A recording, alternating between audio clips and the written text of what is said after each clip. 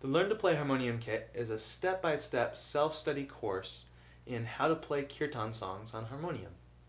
You don't have to have any prior musical background to make use of it, and it leads you through the beginning basics, what the buttons do on your harmonium, some simple musical exercises to get you acquainted with the keyboard, and get you acquainted with scales and chords.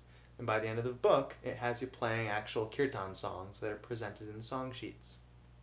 So let's dive in and take a look at what the kit contains. So the heart of the kit is the 11 half-hour music lessons that are presented on the 2 DVDs.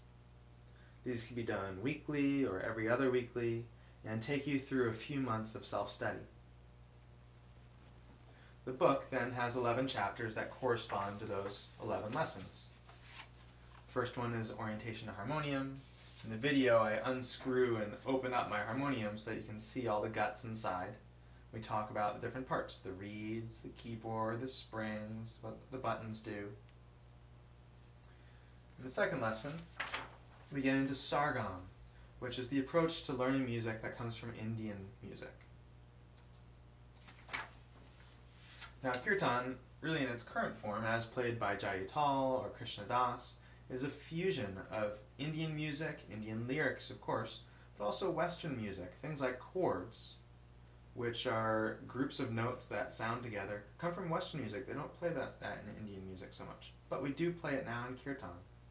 And so throughout the book there's a lot of discussion about these concepts so that you can gain an understanding for where the different aspects of Kirtan music are coming from, Western music or Indian music, and how the different lingo between the two systems compares.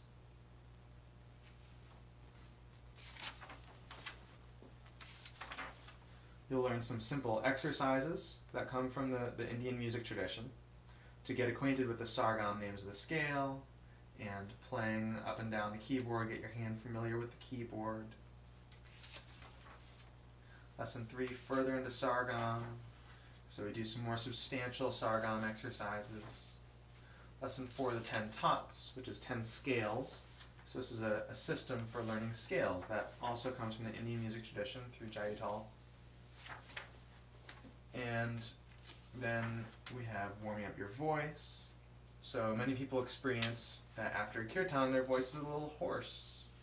They find that singing loud is a little difficult for their voice. They feel a little tight or constricted in their throat. And for that reason, warming up your voice before you actually do a full chanting session can be really helpful. A lot of people find it very helpful. So we go over a very simple long-tone vocal warm-up. And also the companion CD has some sing-along tracks so that you can do your warm-up in the car or wherever you like. Lesson 6, all about chords. So chords now is coming from the Western music tradition. So we talk about chords, how they came into the picture of Kirtan, and all the different chord types, major and minor, diminished, and so on, how they're notated later in the song sheets, and how to find them on your keyboard. And then lesson 7 through 10, we have 4 chapters which each focus on a different Kirtan song.